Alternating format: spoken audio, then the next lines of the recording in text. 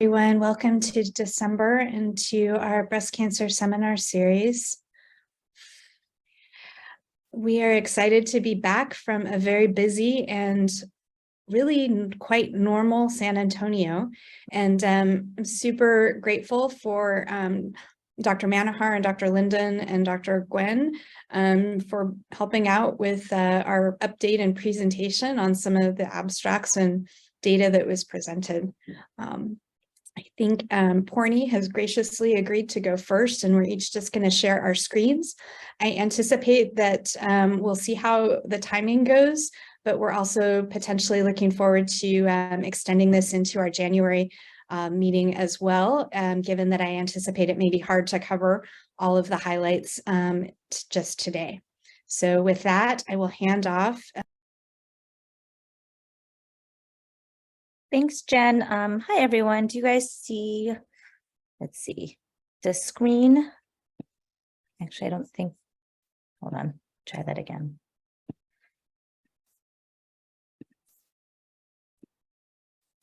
Right.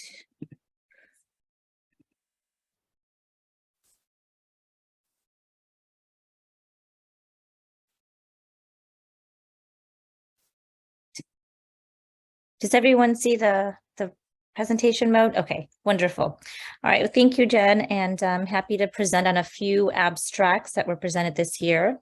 The first one I wanted to talk about was the Z11102, which was a phase 2 trial that was actually looking to evaluate breast conservation in women with 2 or 3 lesions that were detected ipsilaterally at the time of diagnosis. And really the rationale for this study was based on the prior practice of mastectomy for these patients.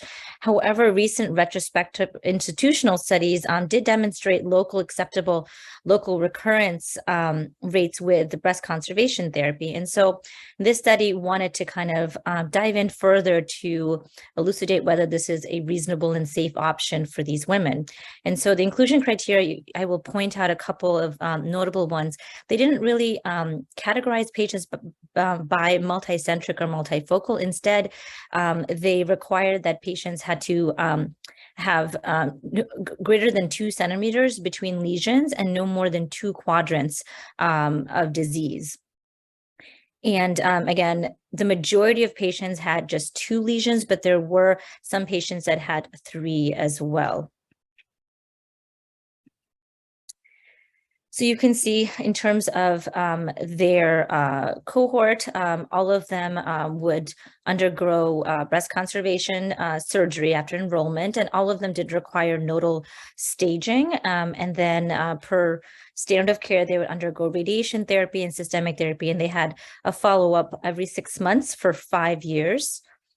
The primary objective that they wanted to evaluate was local recurrence rate in these patients with multiple ipsilateral breast cancers. And for this study, they defined a 5-year rate of less than 8% as acceptable.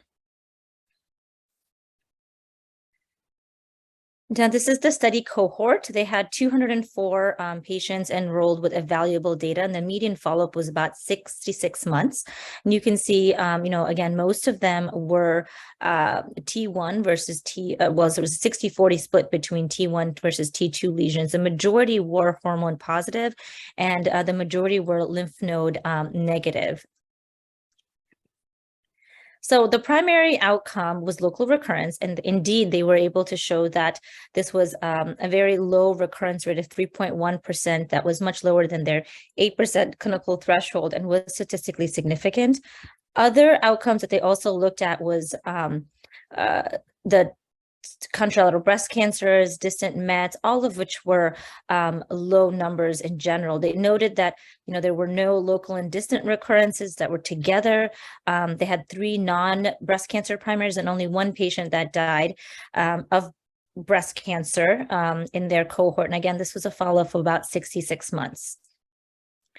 They looked at quite a few variables that could impact the local recurrence, including the number of foci, whether this was a T1 versus T2, nodal status margins, histology, and they really didn't find any significant differences. What they did note was that two features, one of which was whether the patients had an MRI or not, did impact the local recurrence rate in a significant way. They actually had an amendment in 2015, after which patients were allowed to enroll without an MRI. Granted, this was a very small sub cohort, it was only 15 patients. They did note that, when you look at the 5-year local recurrence, there was a greater recurrence, a rate of estimated rate of recurrence if you were one of these 15 patients who did not have an MRI, with a hazard ratio of 13. The other variable they found impacting local recurrence rate was whether or not you received endocrine therapy after the breast conservation treatment. And so if you did receive adjuvant endocrine therapy, you had a very low recurrence rate at 5 years, as opposed to patients, albeit a small number here, who did not receive endocrine therapy following surgery and radiation. So I think, key takeaways is that, this is a reasonable option for patients who present with multiple ipsilateral breast cancer. But I think we still have to keep in mind that, preoperative MRI is still probably important in evaluation of these patients. And think in their study about 58% of patients had the lesions, multiple lesions that were detected with just ultrasound and mammogram, but actually the MRI added to that in 42% of the patients, when the MRI was actually the one imaging modality that detected the second or third lesion. And then, of course, I think, it's important, as we do in our patients that we emit radiation, the elderly population really do talk about adjuvant endocrine therapy, because this could be an important modifying factor in impacting local recurrence rates. The other consideration is only a short follow-up time of 5 years, and we know that on our endocrine sensitive patients, we have recurrences, local, regional, and distant, that are at a much longer duration. So I think we need to know what the long-term data looks like as well. But this is, I think, reassuring findings. The other study I want to talk about, again, on the scope of local regional therapy, was looking at this validation of this polar gene expression assay, essentially, that wanting to validate that for the admission of local adjuvant therapy in a meta-analysis of 3 randomized control trials.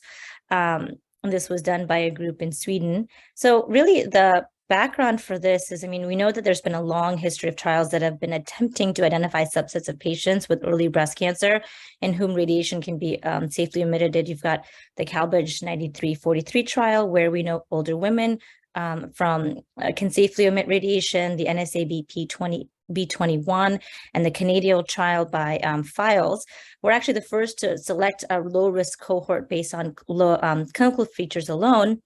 And actually, this Canadian group was one of the first to incorporate biological data in their reanalysis, and they found no benefit radiation in the group with a luminal A subtype. And then more recently, from ASCO of this year, we actually did see the data from the Lumina prospective trial, which did show that the incorporation of both clinical and genomic factors to identify a low-risk population found that this low-risk population could perhaps safely emit radiation with low recurrence scores. There are ongoing trials, the Deborah, Expert, and IDEA, that are incorporating PAM60 and Oncotype into understanding who can safely emit radiation. So clearly, I think there's this ongoing need for a valid and useful predictive biomarker for radiation therapy.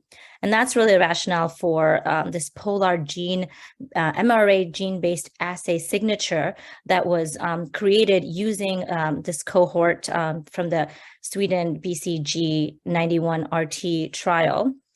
And what was interesting of the 16 genes that they use, they actually did relate that there was no overlap in these genes with our oncotype genes. And the authors felt like the polar gene assay would provide additional information from what Oncotype could provide, specifically with predictiveness to response to radiation therapy, because they felt that the genes that they selected for were provided more radiosensitivity information than Oncotype, which classically has been used to determine the need for chemotherapy. So their main objective was to perform this meta-analysis in negative ER positive, HER2 negative patients across 3 different studies, and trying to examine the performance of the polar signature as both a prognostic factor as well as a predictive factor for benefit of radiation therapy. And they did actually find some interesting data when they looked at just the 3 different studies. They found in all 3 studies that if you had a low polar score, the addition of radiation or the emission of radiation didn't seem to make a difference. However, if you had a high polar score, it did the local recurrence rates were higher statistically across the board if you did not receive any radiation, as seen in the blue lines here. And when they did the whole cumulative of the 3 studies, they found the same relationship where just in the polar high signature, the emission of radiation statistically was related to a worse or higher local recurrence rate. So I think this is just a summary showing that, the score is potentially prognostic and predictive. So I think the takeaway from this is that this is one of the first genomic classifiers that we found is both prognostic and predictive of radiation therapy. I think one thing that might be important to note is that, when we come into clinical practice, this is all just retrospective data, but even incorporating this testing into a clinical practice might be difficult, as opposed to, your oncotypes, which are now routinely done. This assay would have to be, collected a different way. And the mRNA gene expression portion of it is also going to be a little bit more challenging to incorporate widely.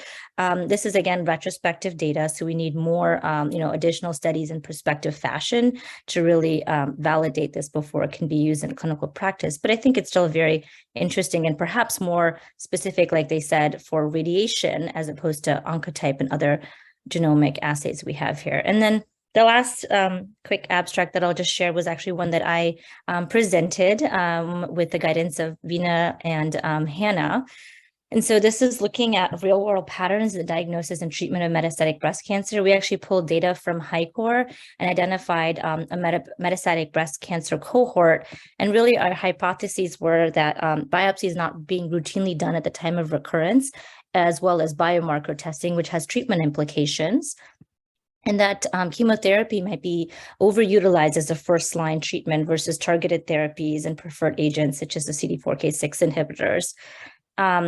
You can see here in kind of our baseline demographic data, we looked at a lot of variables, including area of deprivation, which 15% of our cohort did live in an area that was considered an area deprivation. We had a total of about 1,100 patients that were identified as metastatic recurrent cancer, metastatic cancer, with 715 of them being recurrent and 386 being de novo.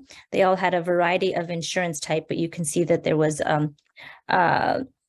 commercial, Medicaid, Medicare, and multiple. And we also wanted to look at the institution of care, whether they were at a high, low, or medium volume center. And high was really denoting greater than 100 breast cancer patients being treated.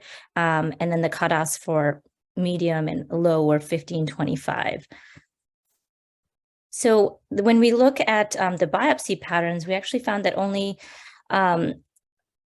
under half of the patients in our cohort, the recurrent cohort, actually had a biopsy performed. And this was statistically related to whether they were treated at a high or low volume center, with high volume centers being more likely to perform the biopsy.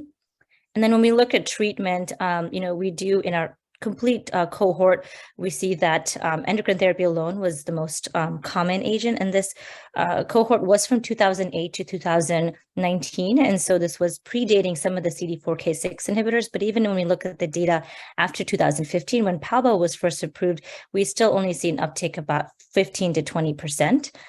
One interesting thing was that dual agent chemotherapy, when chemotherapy was prescribed, was more commonly prescribed than single agent in the first line setting. And the majority of patients who received CD4K6 were less than 65 years old.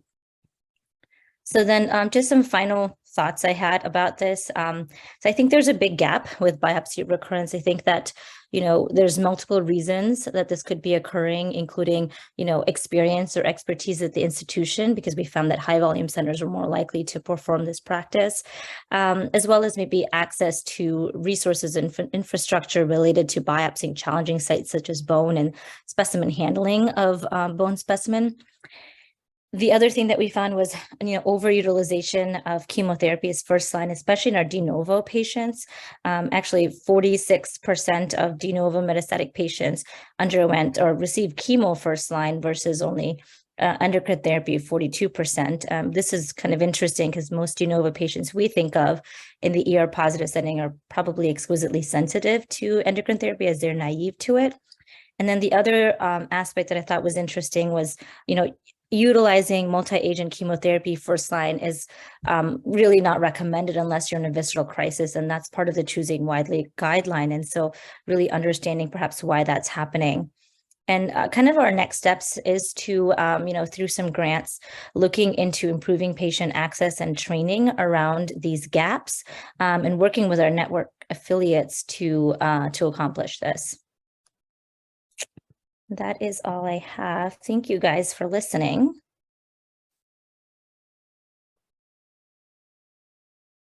Courtney, I think Rachel may have had a question in the chat. Yep, I see that now.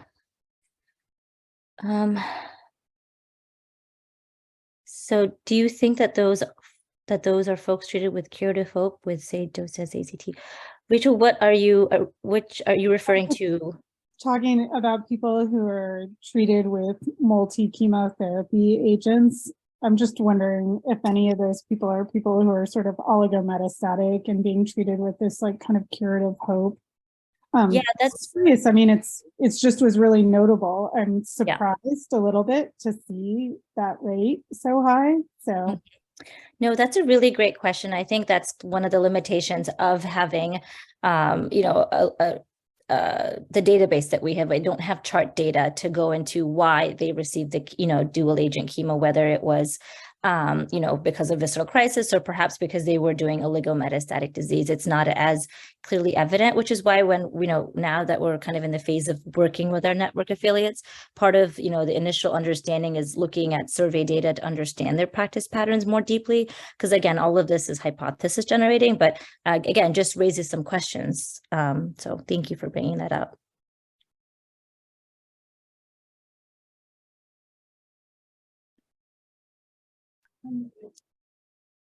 So, Hannah, I don't know if you want to go next. Sure, I can do that. Just gotta find the slides here.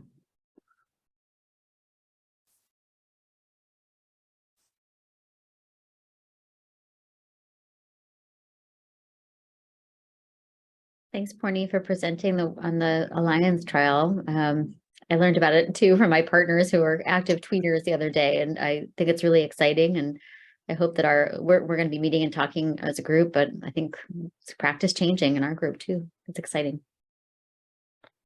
Yeah, I was hoping you guys would comment. Thanks for coming and weighing in because this is your domain.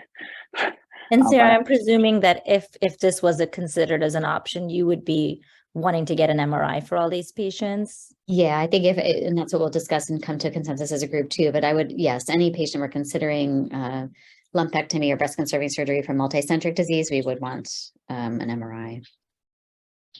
And it was nice that there's yeah, sorry. I was going to say it's nice that they laid out some relatively reasonable and pragmatic guidelines for who was selected, which hopefully could be relatively easy to incorporate into practice.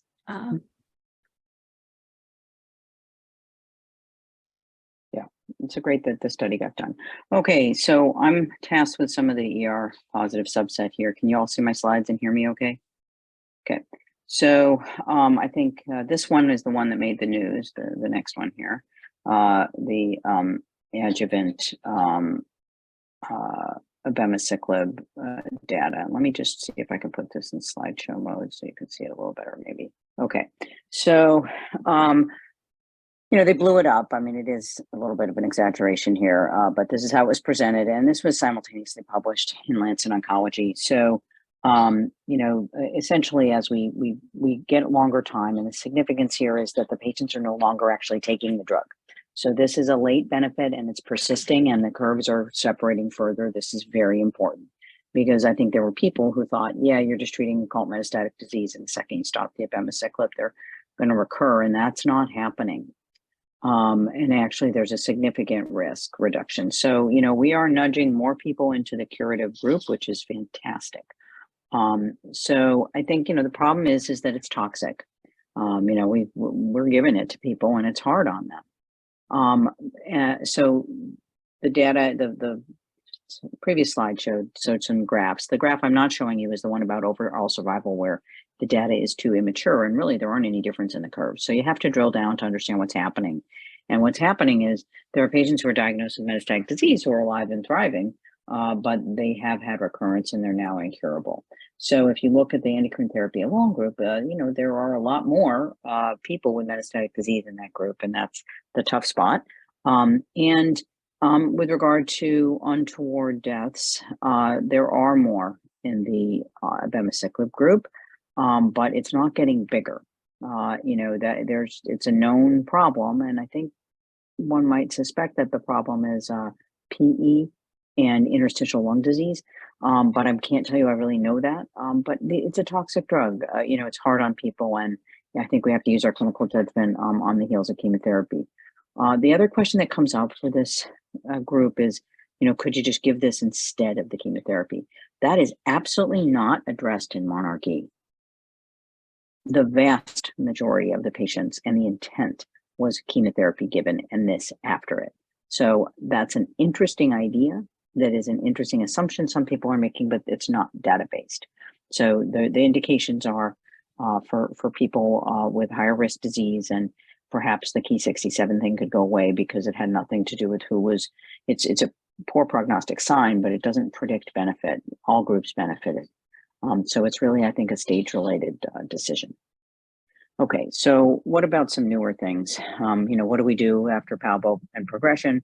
And what about some of the oral SERDs and molecularly targeted agents? So I'm going to try to hit on these 4 things quickly.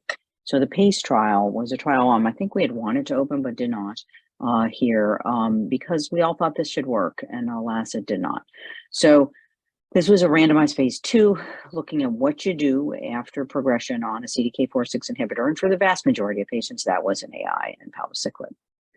And the patients were randomized to fulvestrant alone, fulvestrant plus palbo, meaning you continue the agent that they're already on for your molecular partner, but you change the endocrine backbone, or you add avelumab, which is a IO therapy.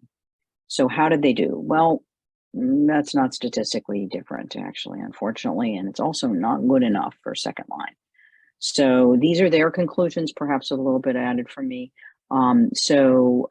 Progression was seen a little too frequently here by just switching to fulvestrant, and it didn't. You didn't get much more out of that palbo that you gave post progression, and this makes maintain look good. But this strategy does not seem to be the recommended one. However, there was a little touch of interest with what the PD-L1 inhibitor added. There wasn't any bad toxicity, and there may be a pony in there if we look carefully at the ctDNA and CTCs, but we haven't done that. And I think, we're all struggling with this situation. What do we do? And right now, the switch CDK4/6 inhibitor strategy seems to have legs based on the data that we've seen so far. And this idea that you're just going to switch the endocrine therapy and continue the CDK4/6 inhibitor, and it's appealing to patients because they got a lot of clinical benefit out of the first line. This is not a recommended strategy. It's about as potent as giving single agent endocrine therapy. Okay, camizestrant, pure oral agonist versus fulvestrant. This is an ex-US study, phase 2 Serena trial that actually looks good, but it's the red flag is that they never got up to their high dose because they seem to have some toxicity. But I don't think you need a high dose to make this stuff work. I think that's a molecularly targeted agent. You can go with a lower dose. So this is still kind of exciting because they saw that basically a doubling, well, not quite a doubling, but almost, of progression-free survival with this agent over fulvestrant in the salvage setting. And I still think this is exciting, but the toxicity really may be a problem for this drug because the other oral SERDs really, it's been a mix, but most of them don't have the ophthalmologic bradycardia problem. However, it's an exciting SERD, and that is way better than some of the other oral SERDs versus fulvestrant. So I think we need to see this in a different population to understand it better. And I believe a phase 3 trial is indicated. Okay, notice Tasha Hunter's name in lights here because we participated in this study. This is ARV-471, which is not simply a SERD. It is an ER degrader. And they actually looked for degradation during the study. So SERDs are indirectly recruiting the ubiquitin proteasome system, and this is actually directly recruiting it. Very promising in xenografts. So here we have a phase 1 report, and we are in a salvage setting, and we are not yet combining with palbociclib, but that actually is ongoing. We have a patient here on palbo on phase 1B, but that's not reporting out yet. So the Arvinas drug 471, which is now owned by Pfizer, showed significant clinical activity with nice clinical benefit in this salvage setting. There's a concern that ESR1 mutation is the mechanism of resistance to AI therapy. So it's nice to see a nice response in the ESR1 mutation subgroup. The reason I'm not excited about that is that if you use a CDK4/6 inhibitor, you'll overcome that resistance. So it's not clear that you actually need to overcome it with your endocrine therapy. But it's an active drug. It's terrific. It's another option for patients. And there is a phase 3 trial pending looking at fulvestrant versus this drug, which is entirely appropriate. And I'm thankful that we've been able to help in the development of this drug. My patient is really thankful as she's having a lot of quality time on the palbociclib and a nice response, and it was re-giving the palbo for her. I think we have to think about whether we want to participate in the phase 3 trial. Okay, and then in the targeted area, so, we're all familiar with alpelisib, and the question is, what would be a better mousetrap there, because alpelisib is very toxic. Well, so is capivasertib, which is an oral AKT inhibitor, which is active against all 3 isoforms in that same pathway. But it's been promising in phase 2. So here at San Antonio, we had a phase 3 trial, Capitello trial, these were heavily pretreated. None had seen either fulvestrant or any mTOR inhibitor or PI3 kinase inhibitor prior, meaning no everolimus, no alpelisib. So this is kind of trying to push to take that slot. This is 700 patients, and many of them had an AKT pathway altered tumor, meaning PI3 kinase mutations and other things. And the median progression-free survival was dramatically enhanced with the addition of capivasertib to the regimen. However, many people had to discontinue the drug because they couldn't tolerate it. So I don't know that it is more tolerable than alpelisib. I think we're in a very challenging spot with these drugs in terms of the therapeutic index of them, which is really frustrating because these drugs are clearly active, and it's a great way to overcome intrinsic resistance. And I think that's all I got. Hannah, on the last one, did it require a mutation, or it was all comers? No, it's all comers. So what I think I said in there, what I said in there was 41% had a mutation. Yeah. So it included the mutations, which are the really resistant patients. But right. What that's saying is almost 60% did not have it. Right. And are they going to do an analysis, like a retrospective analysis? Of course. Yeah. Oh, of course. I mean, so the only study of those that I just presented that had the paper with it was the one of was Monarchy. The rest these are just abstract only, lots of opportunities. All right, here we are in the action of it all at the posters. With our hopefully soon to be faculty member May Wei. Nice slides, Jen. So still some photos of a little bit of highlights. Tasha with her poster, Hannah moderating a session. We were all super proud and sat with the big kids, and Porny, and then the four of us talking with May. So great to be back. I was going to speak about 3 studies presented on the positive trial, the race and clinical outcomes from responder, and Tropics 2, an update as an example of less precision therapy. So the positive trial, this is really exciting to see some of this data presented, and Partridge did a wonderful job of sharing this on Friday. The positive trial is obviously a concerted effort through Alliance, NCTN, and the big cooperative. And the trial design was to identify if there's an opportunity to temporarily interrupt endocrine therapy for those premenopausal patients who are interested in becoming pregnant. And it was designed in a pretty pragmatic way as a single-arm phase 2 study. I've kind of described that these are all, and I should preface to say, I have wholly stolen and taken slides from everyone. So please, this isn't, just realize that. But these were premenopausal women aged less than 42 who had received between 18 and no more than 30 months of adjuvant endocrine therapy for stage 1 through 3 breast cancer. There was a washout period with discontinuation, and then subjects had up to 2 years of a break from endocrine therapy to allow time for conception, delivery, and breastfeeding. Artificial assistance was permitted for those patients who needed it. And the primary endpoint for this trial was to establish the breast cancer-free interval, which was the time from enrollment to the first ipsilateral, local, regional, or contralateral invasive disease or distant recurrence, with a plan to include 500 patients and to follow them for a specific duration of patient years, with a safety signal to suggest that if there were less than or equal to 46 of these breast cancer recurrence events, that would be considered safe as a time frame. So with regard to the patient characteristics, 516 patients were enrolled. The ages are shown here, most in their 30s. The majority of patients were nulliparous. And I would point you down here to the clinical state, or to the pathologic stage for these patients, which was really primarily stage 1 and 2, about half and half, a very smaller proportion of patients with stage 3 disease. In terms of the treatment patterns, again, most patients received presumably tamoxifen or tamoxifen with ovarian function suppression. It was a smaller percentage of patients who had the soft and text OF, ovarian function suppression and AI, and about 60% or 62% had prior chemotherapy. So here's the big reveal. What they did, which was quite clever, is they used the results from a controlled group of patients from soft and text who were matched for clinical and pathologic characteristics.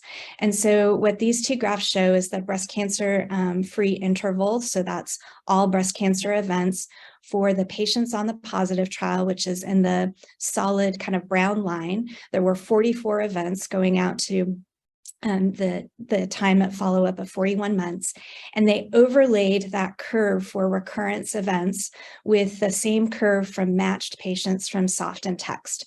And the really good news here is that the patients who took a break to conceive and have a pregnancy, who took that 2-year break from endocrine therapy, seemed to have outcomes that were really no different from the whole population of soft and text. And so that's shown for both breast cancer free interval, as well as the most important for disease for distant recurrence free interval. And you can see that those patients on positive had a rate at 4.5% as compared to 5.8% for those patients from soft and text. Again, this, you can't do a randomized trial, but I think this is a really interesting and clever way to try to address this question. When we look at you look at the cumulative incidence of recurrence, this makes a lot of sense. So when you look at the patient and tumor characteristics, you see that the incidence of developing a breast cancer recurrence event is greater if you have positive lymph nodes. It's greater, but depending on the number of nodes, it's also greater for larger tumors and for higher grade tumors as well. And those are all outlined here. And so there was not major changes seen based on the type of adjuvant endocrine therapy received. And they also presented on the pregnancy outcomes. And so the take-home points here were that the majority of patients were able to be that many patients were able to successfully become pregnant and had healthy offspring. So the rates of complications related to pregnancy were not particularly higher than what would be expected. And the rate of birth defects in the kids was very, very low as well. And so you can data that here is outlined for the outcomes for pregnancy. They also did a look at competing risk analysis. And so patients were encouraged on the positive trial to resume their adjuvant endocrine therapy at completion of their pregnancy.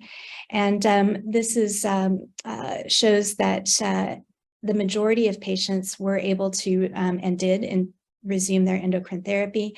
8% of the patients had a cancer recurrence or death before resuming, and 76% did. When they looked at those 15% of patients who had not yet resumed endocrine therapy, they determined that the majority of these were continuing to pursue attempts at pregnancy or had just had an active pregnancy or were breastfeeding, for which resuming endocrine therapy may not be appropriate. So in conclusion, and again, this is relatively early time point, but the positive trial gives us some, I think, great information to share with our patients that potentially temporary interruption of endocrine therapy to attempt pregnancy does not seem to impact short-term disease outcomes. And I think this is super important because obviously we're still in the early follow-up period for these patients who have a risk of distant recurrence that can go for many years. 74% of the women had at least one pregnancy, and most of those occurred within that 2-year time frame. The rate of birth defects and pregnancy-associated complications appeared to be not higher than what would be expected. And obviously, the investigators will be following these patient cohort for additional years to look at endocrine therapy resumption and disease outcomes. And again, I think this is fantastic news for our patients with a lot of caution, and I think it gives us some additional guidance that we can provide, or at least a little bit more data. Just looking here. Great. So Jennifer Litton was the discussant for this study and gave I stole some additional slides from her presentation. And obviously this is really important about timing. And the timing for positive was having completed at least 18 months of endocrine therapy. And I think that there's some older data to suggest that that timing of when you stop endocrine therapy for pregnancy probably makes a difference. And you can see relative risk of recurrence seems to go down depending on the greater duration of time that an individual receives endocrine therapy. And again, previous studies have suggested that there's no significant difference in survival, but now we have this data to add to it as well. In terms of strengths and weaknesses, this was a difficult question to address. And I think that this was the authors and groups are obviously to be congratulated. We participated in this and Rachel led our effort here. Obviously a great international collaboration with a really, I think, nicely designed and pragmatic trial. We obviously can't randomize in this circumstance, but I think the use of the softened text as a comparator arm, again, was appropriate. We really need to follow this group of women for a much longer period of time, though, to understand the full impact. I think there were also questions. We don't have all of the data with regard to the type of endocrine therapy used, the duration of endocrine therapy, and how that actually correlated with the timing in those patients who did experience disease recurrence. So exciting data that I hope will come up with a way to be able to share in an easier way with our patients. The next study I was going to present was presented, I think, on Tuesday afternoon, and this is really one of the nicest, well-done presentations by Dr. Yara Abdu on behalf of the SWOG. So this is an important trial that looked at racial and clinical outcomes from the responder trial. And so by background, we are all familiar that disparities, racial disparities continue to be a major healthcare challenge with regards to patients of different backgrounds. and that we know that particular to Black women have a lower incidence of developing breast cancer, yet suffer a greater mortality than comparisons to white women. And there have been a number of studies trying to understand the range of these disparities and adjustment for whether they're biologic or socioeconomic or other factors.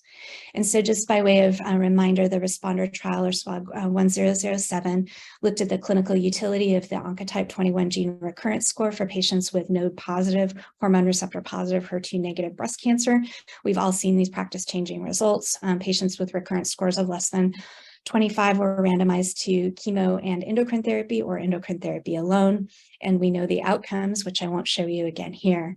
But for this analysis of the study, they evaluated the entire cohort by race. And this was, I believe, self-reported race. And they looked at clinical outcomes of invasive disease-free survival and distant relapse-free survival, and worked to determine if race was independently prognostic. There were almost 19% of the patients who were excluded due to unknown information with regard to race. And the number of Native American and Pacific Islander women was quite small, and they were not included in the analysis due to the small sample size. And this slide here to the right shows the pie chart for the self-reported population. Of a total of 4,000 of the patients who participated in Responder were eligible to be included in this analysis, with the majority being non-Hispanic white, 6% non-Hispanic Black, 8% Asian, and 15% Hispanic. So when you look at the clinical characteristics by race and ethnicity, you see that the differences are kind of highlighted here. The non-Hispanic Black patients were slightly older than the Asian patients, and we saw more actually premenopausal patients of Asian descent. When you look at the stage, clinical features and pathologic stage, they're honestly not, they're well distributed among the different race and ethnicity groups. When we look at features of the tumors, we see that the non-Hispanic Black patients tended to have a distribution of low, intermediate, and high-grade tumors, but perhaps a similar higher proportion of grade 3 tumors compared to non-Hispanic white and to Asian patients. And we also see that there's pretty substantial difference with a kind of a shift toward higher BMI in the non-Hispanic Black patients, as certainly compared to the Asians. Less noticeable difference between Blacks and whites. We look at treatment type by race. We see that premenopausal non-Hispanic white patients were more likely to receive an anthracycline and taxane as compared to premenopausal non-Hispanic Black patients. And so again, see some of these differences. Endocrine therapy, again, selection was similar, comparing non-Hispanic white and Black women. So this is when you look at the invasive disease-free survival by race and ethnicity, and this is for all patients included in the analysis. And the red line shows here that non-Hispanic Black patients had an inferior invasive disease-free survival compared to non-Hispanic white, Asian, and Hispanic populations. And you can see here, though, the hazard ratio of 1.39. And that the majority of these events for this were related to breast cancer recurrence. They did additional analysis with multivariate Cox regression, and I just show here that when you adjust for other factors, such as the recurrence score, the treatment arm, the menopausal status, age, and grade, and that these differences, again, persist between non-Hispanic Black patients and patients of other descents. When you correct for BMI, the difference is somewhat attenuated with a hazard ratio of 1.21. So there does appear to be perhaps some component of the BMI that's important in this as well. However, it persists despite all of those factors that we know should be associated with treatment outcomes. When you look at distant recurrence-free survival, unfortunately, we also see differences between Black women and white patients, with the 5-year distant recurrence-free survival of 90% for non-Hispanic Blacks compared to 94.7% for non-Hispanic whites. And again, in a similar way, when you look at multivariate analysis, that difference still persists, but is somewhat diminished when you account for all of the other factors, including BMI. So a really important key takeaway to me is, well, what is this? Is this all about maybe the treatments are different? And it's really important to point out here that the patients, the proportion of patients who accepted their treatment assignment, meaning treatment assignment to chemotherapy, plus endocrine therapy or endocrine therapy only, the non-Hispanic Black patients were actually more likely than white patients to accept their treatment assignment. And additionally, they're at least through the first analysis at 6 and 12 months, Black patients were actually, things are pretty similar, but more equally as likely, if not more likely, to remain on endocrine therapy. So it doesn't appear that that these differences have to do with compliance, and certainly not to assignment of treatment arm or acceptance. So in conclusion, I found that non-Hispanic Black women with hormone receptor positive, HER2 negative, node positive breast cancer with recurrence scores less than 25 continue to have worse outcomes compared to non-Hispanic white women. And this is independent of recurrence score, treatment arm, age, or grade. BMI does appear to be somewhat important in this effect. It's difficult to understand completely whether these differences are all about treatment, but and that's something that I think that the authors will be looking more at. And I think really important here again is to note that the patients, Black patients, were more likely to accept treatment assignment compared to non-Hispanic whites, and they were also equally as likely to remain compliant with therapies. And so again, it suggests that that this is perhaps more something biological or other factors that we're not accounting for. I think that there are additional analysis that'll look at tumor biology, such as proliferative gene groups based on the oncotype assay that may differ by race, and this will be a future analysis. And then, again, it's still possible that these outcome differences may be due to other factors that we can't completely account for with regard to social determinants of health. And I think that, again, those are things that can be studied in the context of the SWOG trial as well. And so, again, really important work. Eric Weiner stood up after this talk and said this was the single most important thing that anyone would hear at San Antonio that year, and gave great praise to Dr. Abdu, which I think was fantastic. Just let me look at the time here. Oh, sorry. I will keep going. Apologies. Jen, I think just in comment of that, it's really notable that that Black women had the highest rate of grade 3 cancers and of 3 nodes positive, and were the least likely to get an anthracycline with taxane. And it shows that maybe there's some, bias in terms of who we're offering full anthracycline taxane to. Was there any confounding though by geography? Because I know some places in the country might recommend, did they control for that in terms of location?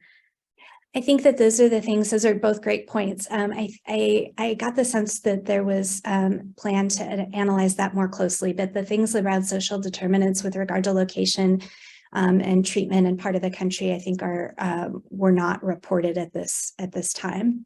The other point I would make is that there are really cool studies going on, also looking at incidence and differences in toxicity related to chemotherapy. So we know that African-American populations may be more likely to develop limiting sensory neuropathy with taxanes, and that may be somewhat genetically predispositioned. And so I think that there's a whole bunch that goes into that. But I guess I think it's impressive that we can't explain these things by, that the patient didn't get the treatment or that they didn't accept the treatment. And I think it just puts the onus on us to make sure that we're being, as aggressive as we need to be for all of these patients, particularly considering the slight differences in biology potentially.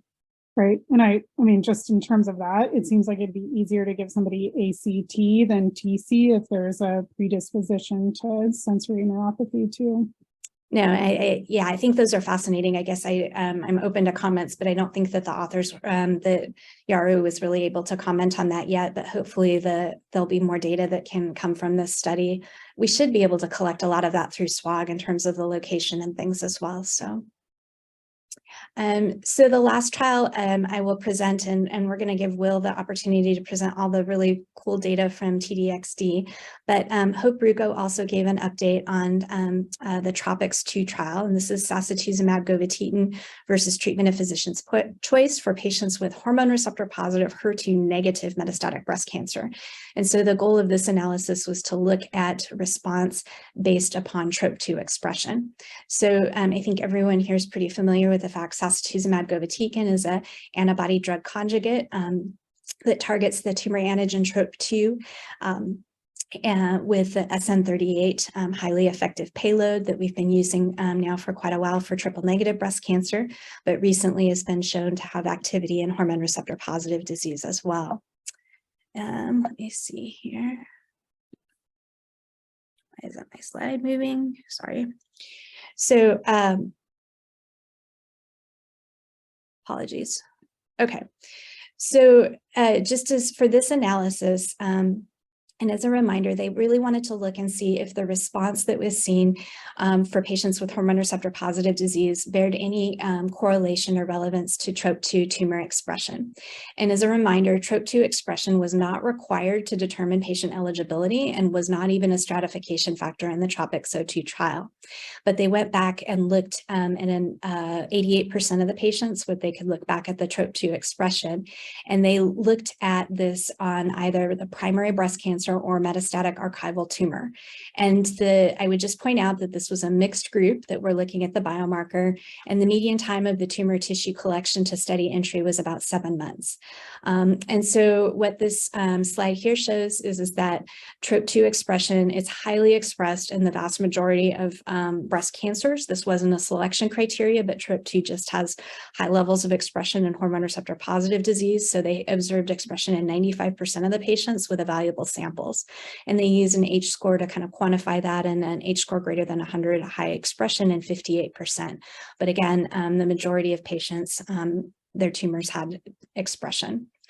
Then I've tried to kind of summarize a bunch of these, but essentially they looked at progression-free survival for those patients receiving sacituzumab govitecan compared to those receiving treatment of physician's choice by different H-scores. So in this first panel to the left, they look at progression-free survival for those patients with the highest expression with a H-score of greater than 100, or excuse me, greater than and less than 100.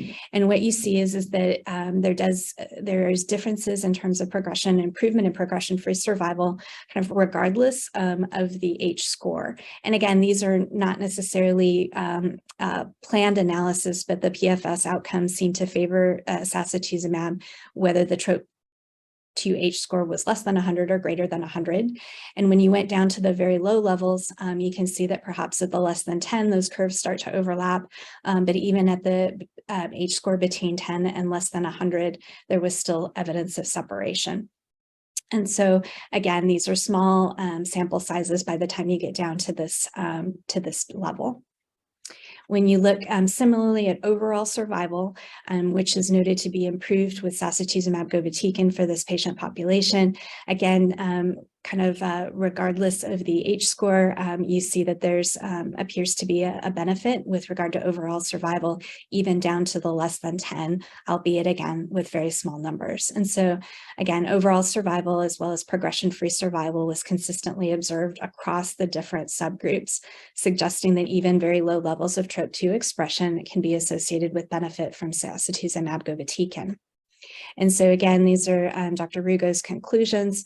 The treatment with sacituzumab improved progression-free and overall survival compared to treating physician to treatment of physician's choice in those patients with endocrine-resistant hormone receptor positive HER2 negative breast cancer. Again, this was a post hoc analysis, but it did not appear that TROP2 expression was necessarily a strong predictor, or that lack of expression or low levels of expression were predicting a poor outcome. So she also reported again on safety, which did not appear to be impacted by the level of TROP2 expression. So this analysis demonstrates that sacituzumab govitecan improves outcomes in patients with endocrine, with ER-positive, HER2-negative breast cancer, regardless of TROP2 expression, and that TROP2 expression is not something that we need to look at for selecting treatment or selecting patients for treatment with sacituzumab govitecan. And this will follow a theme, which just parenthetically I'll say is that with all the data from trastuzumab deruxtecan as well, we've got these really great, what we think were precision medicine, and we actually are moving backwards to imprecise medicine. But the good news is that these drugs, both sacituzumab and TDXD, show marked great efficacy. And so I suppose it doesn't matter quite so much, but it is kind of ironic that we are moving sort of, despite all of our work on precision medicine, I feel like we're being less precise, but that is the data as we have it. So I will think that's all I have. I will stop share.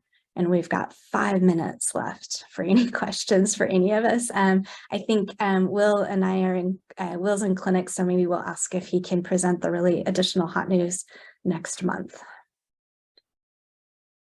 Hannah asked about approval for SASI. I'm curious too. And do you think any of us can get it just based on this data, make an appeal?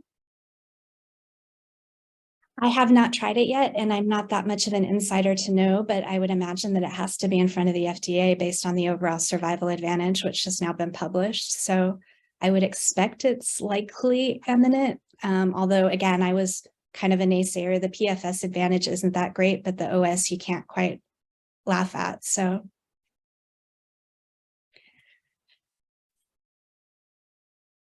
I do not know for sure.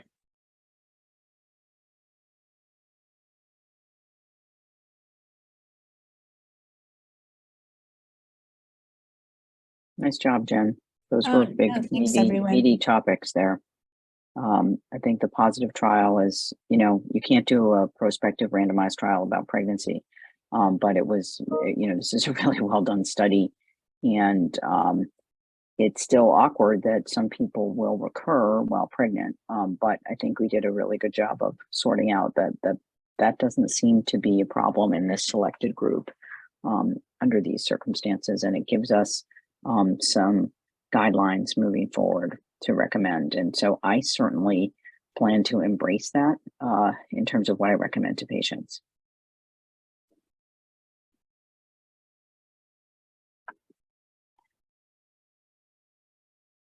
Terrific. Thank you everyone for joining.